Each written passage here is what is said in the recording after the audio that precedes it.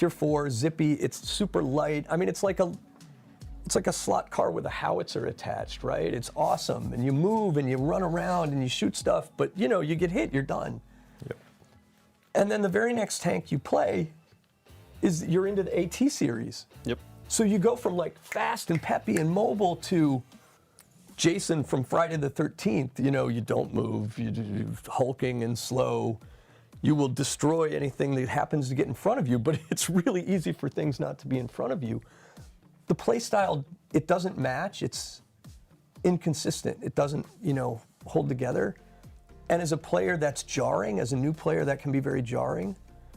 And there's nothing in the line that explains to you what's coming, right? So, you know, where take sets, right? And, you know, like, if I'm a player, look, I don't know, again, if I'm a World War II super hardcore tank enthusiast, I will know what a Nashorn is. I will know its strengths and weaknesses, how it fought, where it fought. I may even know which battles it was and wasn't in and what tanks it was good at against or bad at against. If I'm a more casual player, it's just it's a toaster oven with a gun on the end, right? Or, you know, let alone something that's not even a name, a VK, it's a series of initials and numbers, right? VK4502. What is that? What's it good at? There's nothing about it that tells you what it's good at. With a set, right?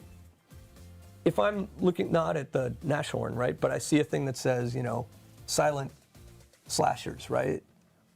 And I see I open it up, and there's music, and there's a picture, and there's, you know, and there's a set description in the text, and now I can get a sense before I start playing the tank. I can get a sense of what that, not just that individual tank, but that whole line is going to feel like. Mm-hmm. And that is a big improvement. And again, especially as a player who's not as experienced, it's super helpful because then I don't make a bad decision about where I spend my resources. So you know what to expect based on what you see. And I play something that I'm likely to enjoy, right? And again, another benefit is then, like, you know, we have the similar sets, right?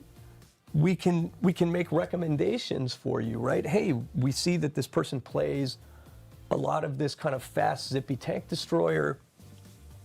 They're good at it, they're successful at it. We have a similar sets button. Over time, you know, we figure that we can build in recommendations and things like that, right? Again, much like a streaming service can have, right? Where, hey, we noticed you've watched a lot of this kind of show. Here's other shows like that you probably enjoy. Mm-hmm. So those are a lot of those benefits that, again, the tank tree just doesn't provide. I would add here that one of the cases that is really frustrating right now, and we see a lot of feedback from players. Say, let's take the same example that you gave with Alecto. Say you got to the Alecto, okay, you fully capped it, got all the modules, researched the next tank, 82, but then you're stuck there. Yeah. And when you research it, your 82 is now in stock, with stock modules. It's not really good to drive. Yep. You don't have the equipment on it.